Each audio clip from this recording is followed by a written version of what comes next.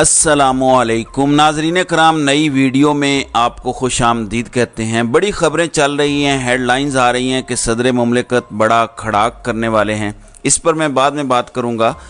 नाज़रीन कराम, इमरान खान का आज ज़मानत का केस रखा हुआ था। साइफ़र के मामले में जज साहब भी आज गलती से अदालत में आ गए थे, तो एक्सपेक्ट ये किया जा रहा था कि कुछ तो कार्रवाई होगी, लेकिन आज फिर अगली तारीख दे दी गई है।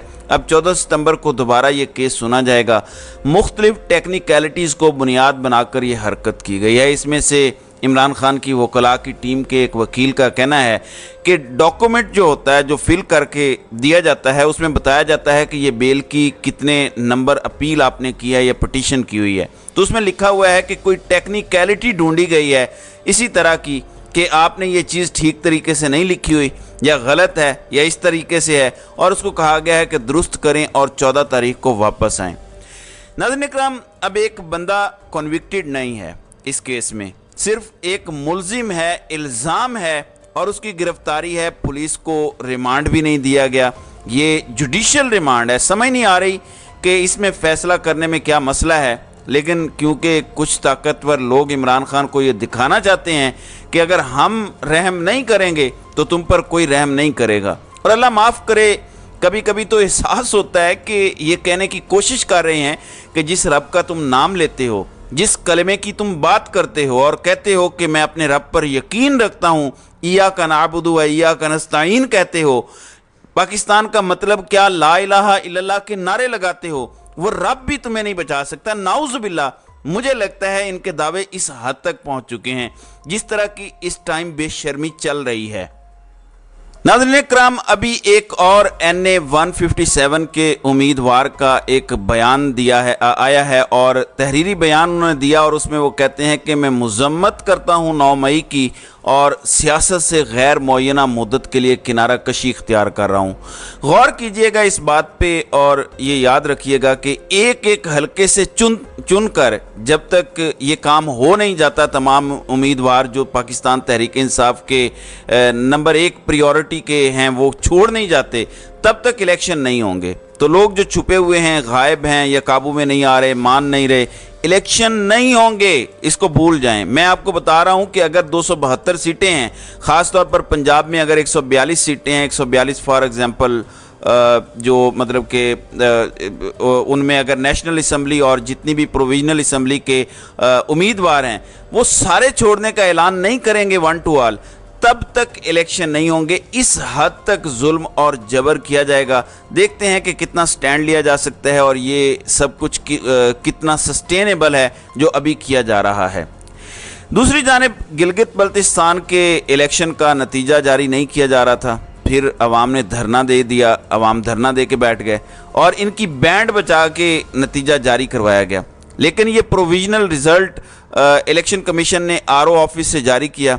इसमें तहरीक इंसाफ के उम्मीदवार खुर्शीद खान जीत गए, लेकिन इसके बाद अवामी रद्द-ए-अमल आया कि देखो अवाम ने मंजी ठोक के बाजू दे के नतीजा निकलवा लिया है। तो अपनी ताकत दिखाने का कुछ लोगों को फिर से खुमार चढ़ा और एक बार फिर RO को डंडा दिया गया और उसके बाद उन्होंने दोबारा नतीजा रोक लिया है कि कोई इलेक्शन एक्ट की खिलाफ वर्जी हुई है जिसकी वजह से नतीजा रोका जा रहा है। तो ये सिस्टम नंगा कर दिया है पूरी तरह से इमरान खान ने, और हर रोज़ इसको नए नए कवानीन और दोबारा आइन तोड़ना पड़ रहा है इमरान खान को काउंटर करने के लिए। अभी भी इलेक्शन से पहले इस कदर जुल्म और जबर हो रहा है कि सब तहरीक इंसाफ जब तक नहीं छोड़ेंगे, ये इलेक्शन नहीं करवाएंगे। वो फिर बेशक 10 साल ना छोड़ें तब भी इलेक्शन नहीं होंगे। और मैं बार बार आपको कहता हूं कि इमरान खान को किसी अदालत से रिलीफ नहीं मिलेगा।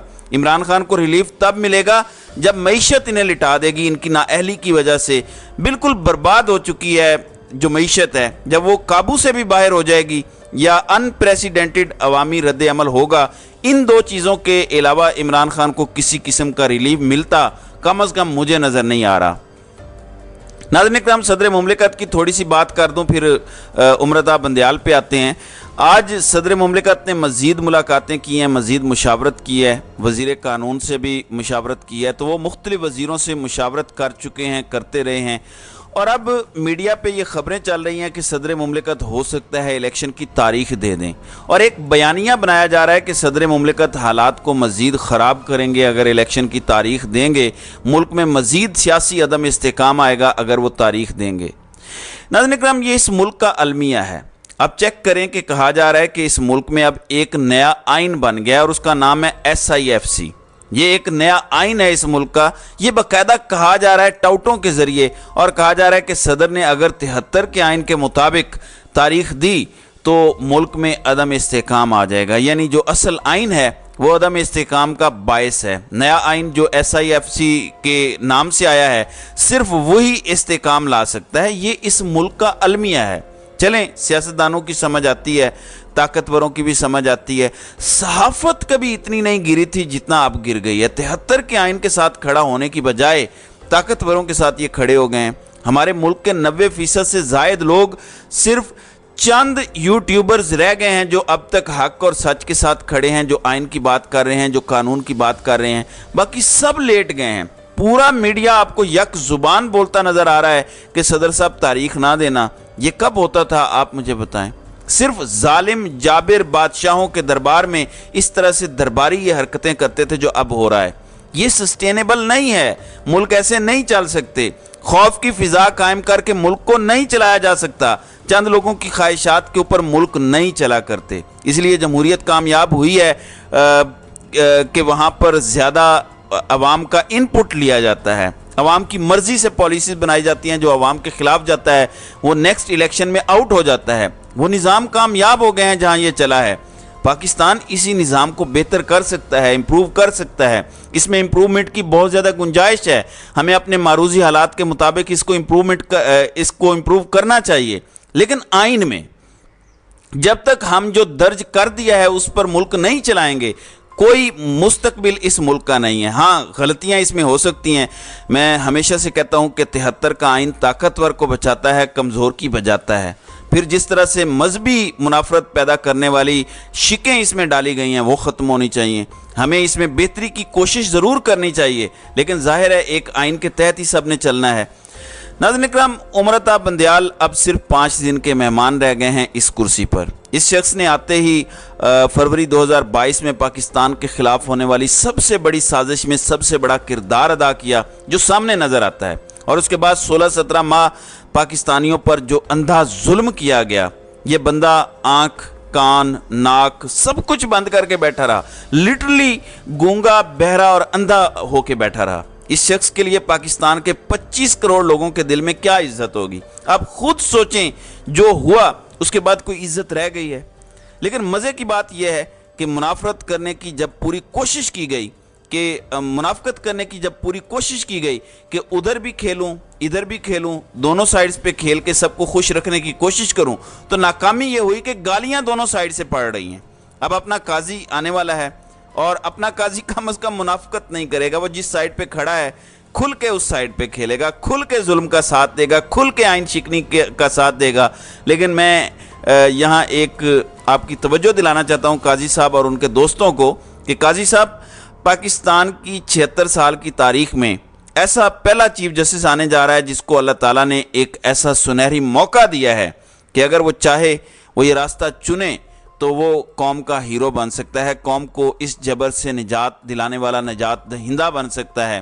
پاکستانی قوم کا عدلیہ پر جو اعتبار ختم ہوا ہے وہ بحال کرنے کا باعث بن سکتا ہے، عدلیہ کی عزت بحالی کا استعارہ بن سکتا ہے، طاقتور کے سامنے سٹینڈ لینے والا، ڈٹ جانے والا ایک ایسا کردار بن کے سامنے آ سکتا ہے جو پاکستان کے 76 سالوں میں پہلے کبھی کسی نے نہ کیا ہو اور نہ کوئی ایسا کردار سامنے آیا ہو۔ لیکن قرائن یہ بتاتے ہیں کہ بدلے کی آگ اس ساری اپرچونٹی کو پیچھے پھینک دے گی اور بدلہ غالب آئے گا۔ آپ دیکھیں گے کہ آنے والا قاضی ظلم اور جبر میں بے پناہ اضافہ کرے گا، اسی طرح آنکھیں بند کر کے بیٹھے گا، بلکہ مزید سہولت کاری کرے گا۔ میری اللہ تعالیٰ سے دعا ہے کہ جو میں نے یہ بات کی ہے یہ غلط ثابت ہو اور قاضی جو ہے وہ قوم کا ہیرو بننے کے لیے تمام تر اقدامات کرے۔ تو ناظرین اکرام، آپ کی اس ویڈیو کے حوالے سے کیا رائے ہے؟ آپ اپنی رائے کا اظہار کامنٹ سیکشن میں ضرور کیجیے گا۔